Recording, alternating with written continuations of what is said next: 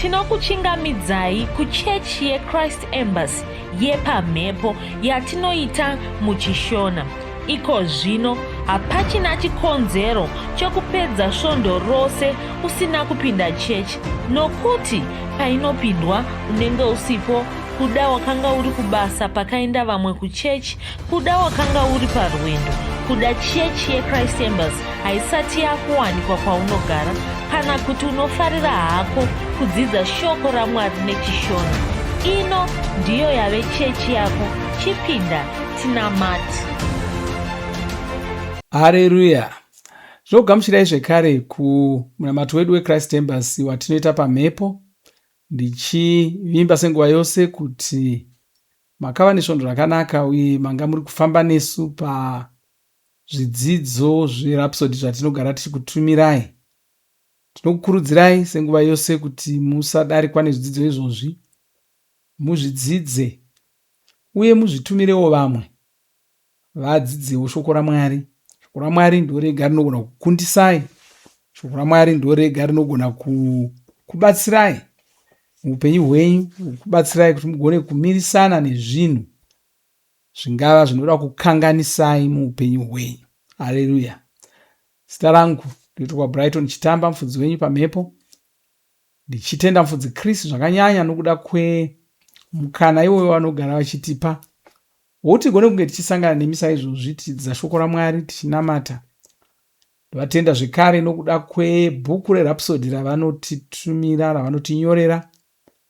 Tina musi watinoshayiwa shoko raMwari, zuva rega rega tinenge tiine shoko raMwari. Da kuti tipinde muchidzidzo chedu chanhasi chandinotora senguva yose mubhuku redu iro rerapsodi. Chatinacho nhasi kwanzi zvijaidze kufunga nomazvo.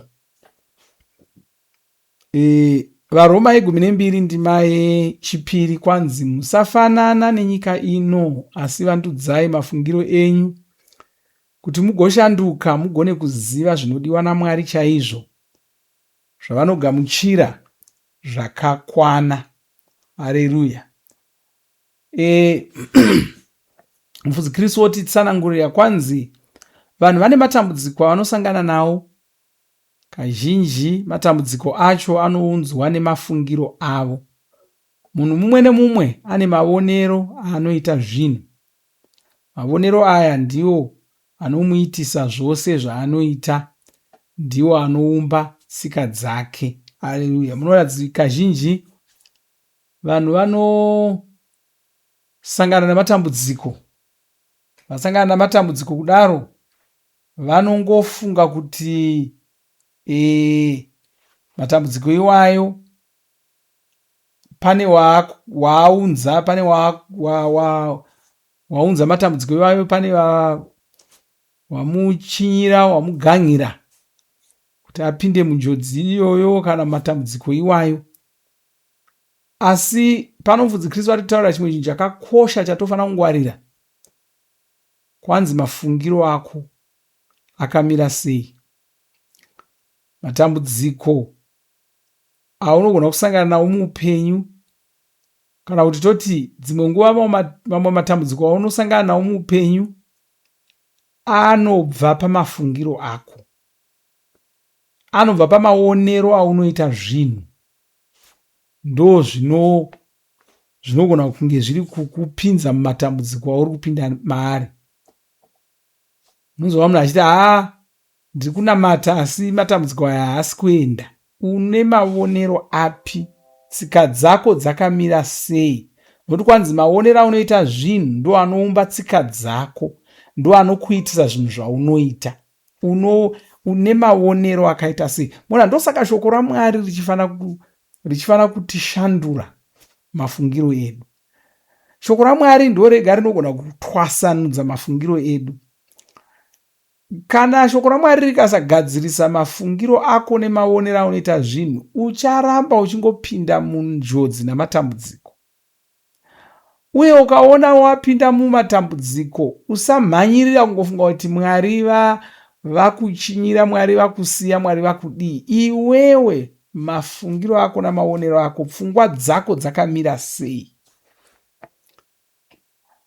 izvozvo hazvinetsi kuona. Imbofungai kuti munoziva here kuti chinhu vanhu vaviri vanogona kusangana nechinhu chimwe chete, asi kazhinji vanochitora nenzira dzakatosiyana.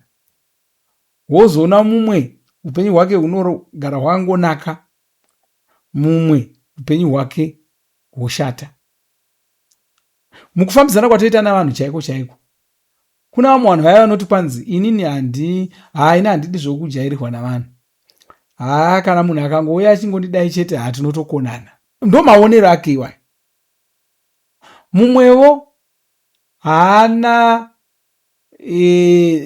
dzivo rakadaro.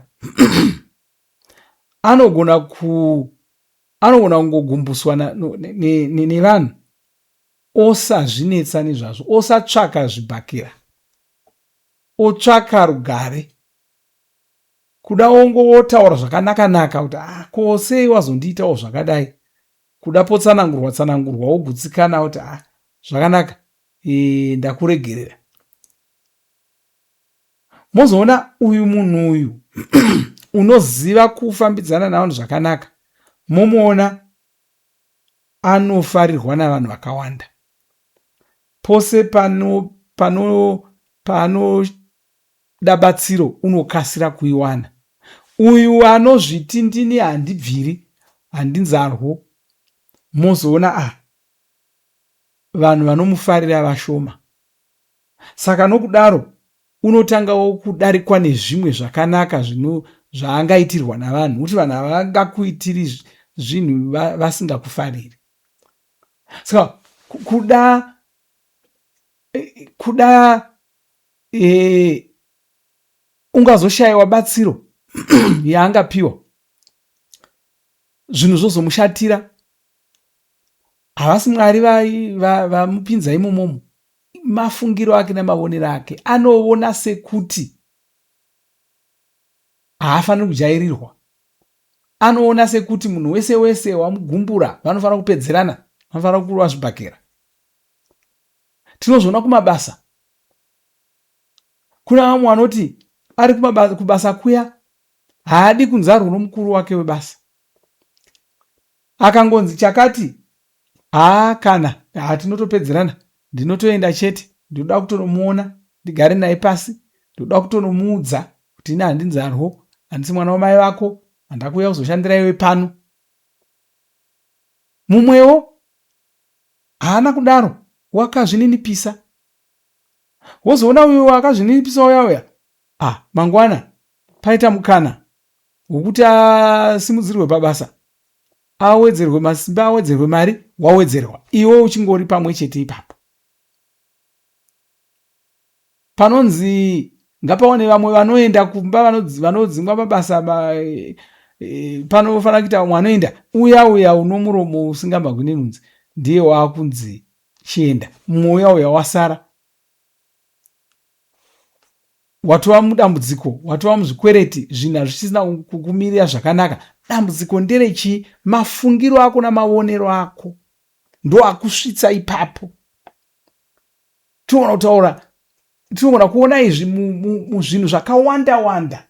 Tinogona kuzviona muzvinhu zvakawanda.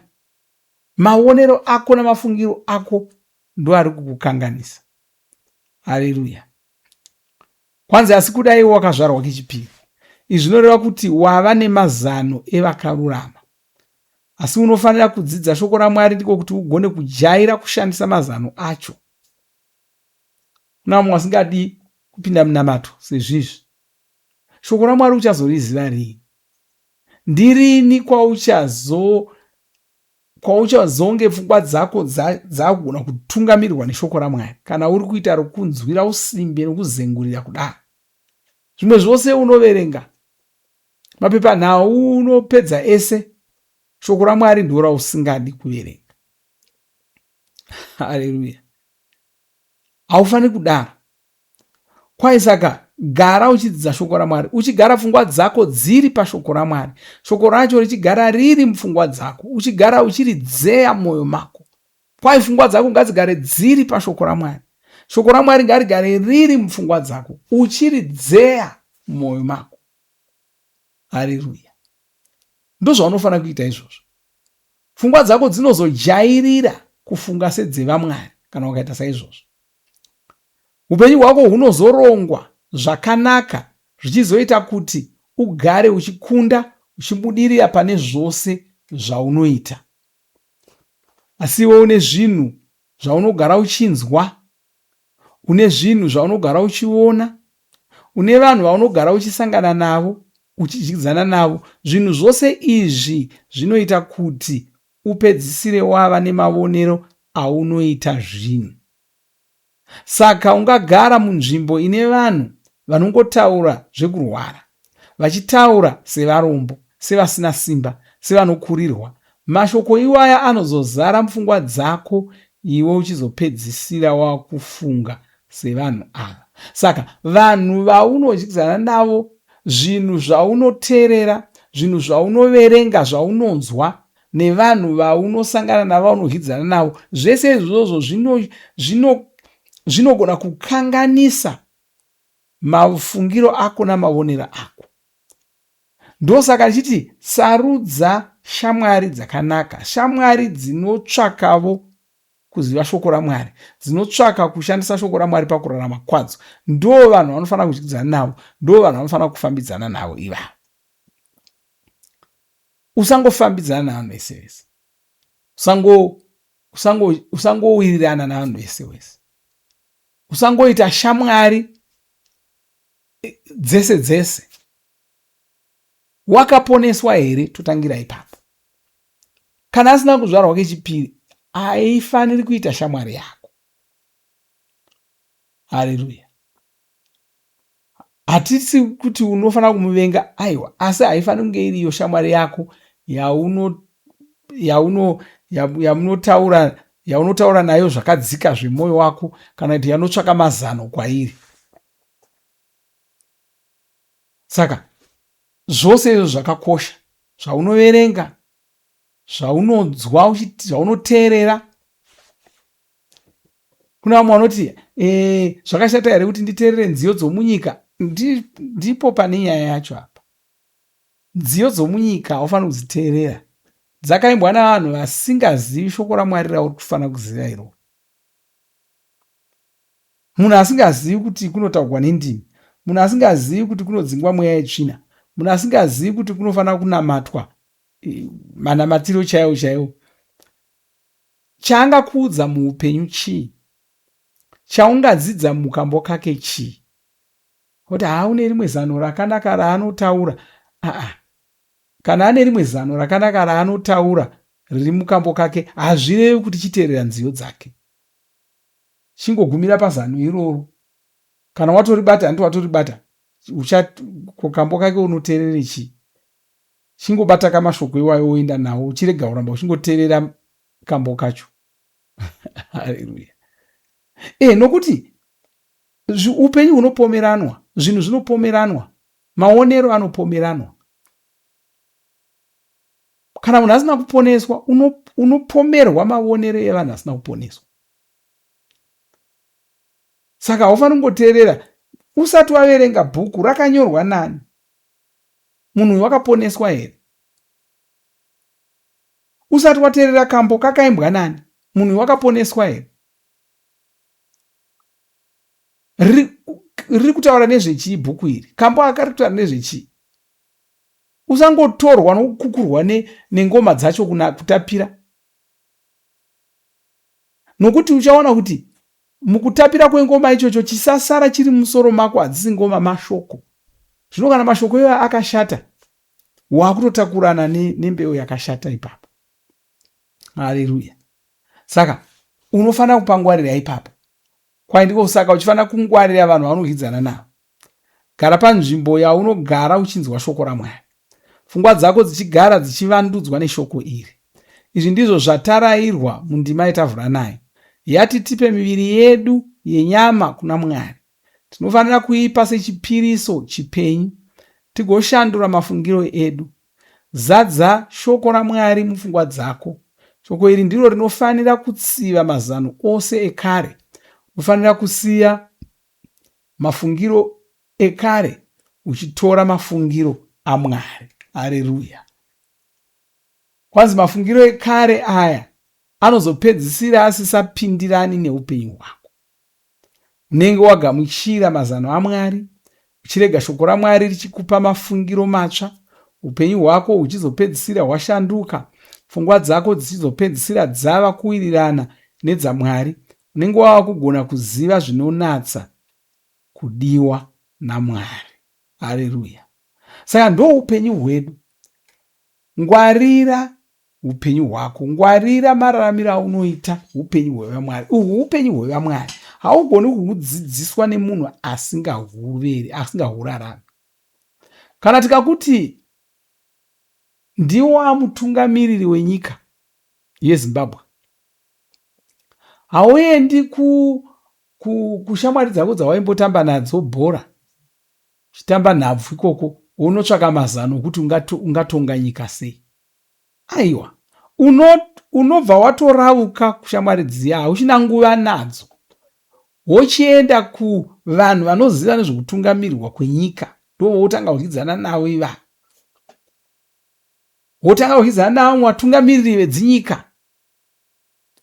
vedzimwe nyika, ndoo wava kutamba navo.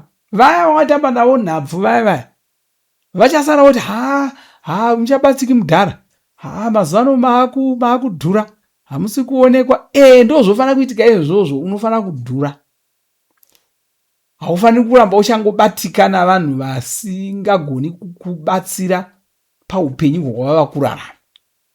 Ukaramba uchingobatika navanhu vasingagoni kubatsira paupenyu hutsva hwawava nahwo, wakutozvikanganisa. Izvozvo zvotoreva kutoti zvinhu zvako hazvisi kuzofamba zvakanaka. Shayikwa kunhabvu uku, shayikwa kumadhara awaitamba nawo. Uchitanga kutamba navanhu vanoziva nezvokutungamirirwa nyika. Iwe wava muMwari, chitanga kudyidzana navaMwari, chisiyana nezvimwe zvese izvi. Haleluya. Azoda kuti mupupure mashure mangu, iti Baba vandinoda, ndinokutendai. Shoko renyu rinoita kuti ndive nemazano evakarurama. Pfungwa dzangu dzinowirirana neshoko renyu. Ndinoramba kufunga sevanhu venyika ino. Pfungwa dzangu dzinogara dzichivandudzwa, dzichipedzisira dzava kufunga zvinhu zvakanaka chete. Ini ndichipedzisira ndava kuzviona ndichikunda, pasina chinhu chandinokoniwa kuita.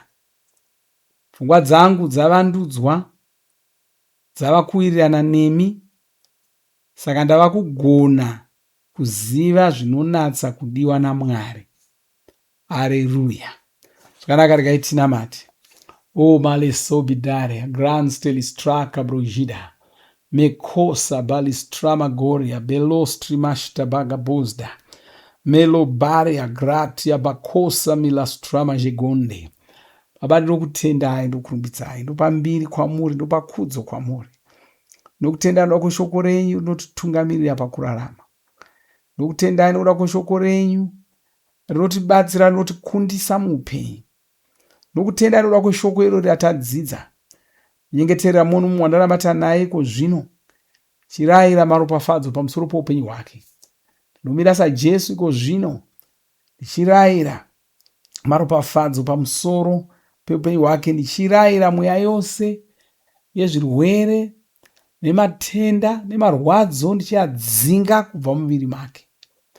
Ndinorayira kuporeswa kwenyama yake, muviri wake. Ndinorayira rugare ruve mudzimba dzevanhu vose vandiri kunamata navo zvino.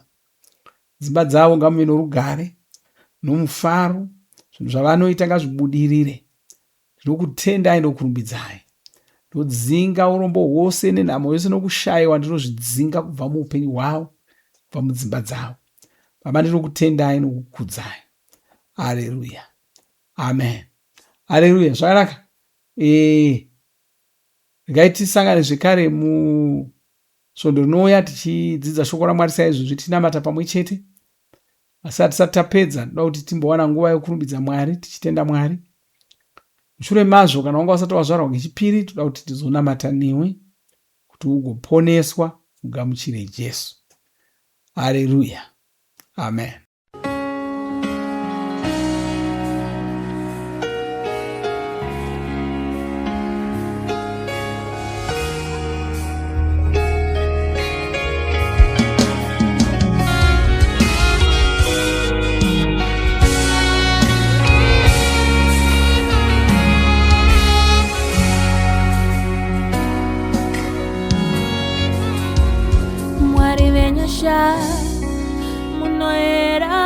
makarurama muzere nerudo ndimi munotonga zvose muri mukuru pazvose ndimi mwanakomana waMwari shoko benyu ndimi shoko rakataurwa naMwari kubva pamavambo ndimi Mwari vacho mune mazano oupenyu tinopupura ndimi mambo wemadzimambo mwanakomana waMwari akafa pamuchinjikwa Ishe makaparadza chivi nerufu zvacho segwayana raMwari rinotonga makabva pamuchinjikwa mukaenda kugena mukadzoka mukakwira kudenga mukakudzwa pamusoro pazvose munotonga mune masimba ose saMwari ndimi munokudzwa mambo Jesu Mwari wazvose ndimi Mwari namambo wanokudzwa narini munotonga muzvokwadi nesimba nenyasha norunako narini ndimi mambo wakavuka mambo achauya pamuri ndipo panoonekwa mbiri yaMwari mambo nokusingaperi munotonga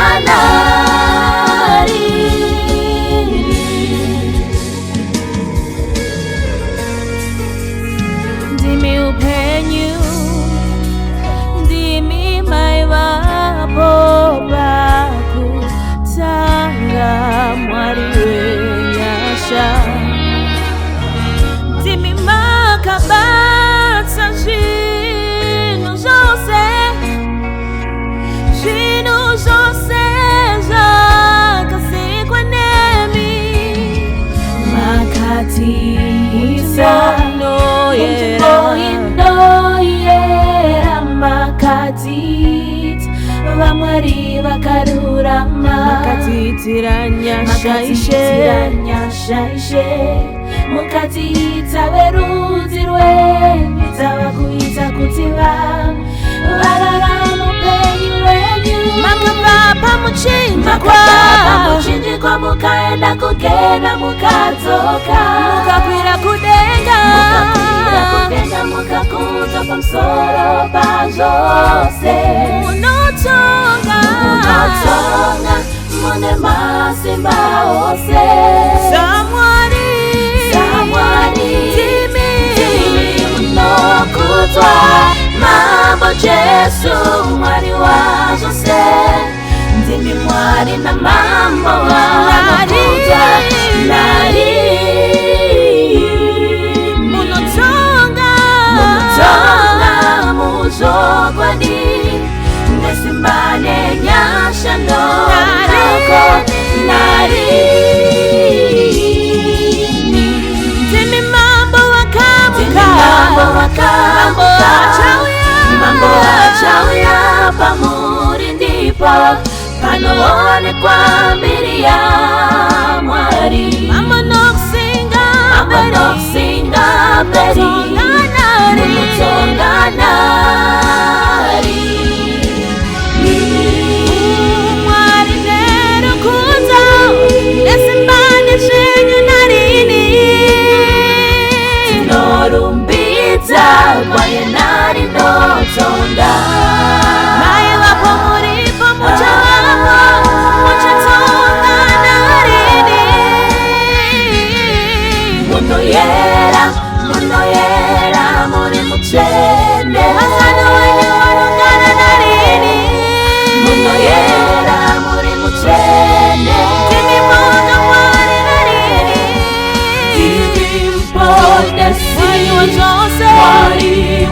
zvose munogara narini. Timi mambo akamuka, mambo achauya pamuri ndipo panoonekwa mbiri ya Mwari. Mambo nokusinga mberi munotonga narini.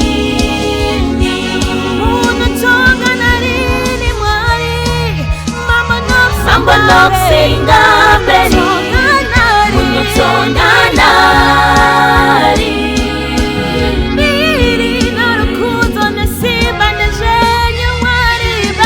Mambo nokusinga mberi munotonga narini.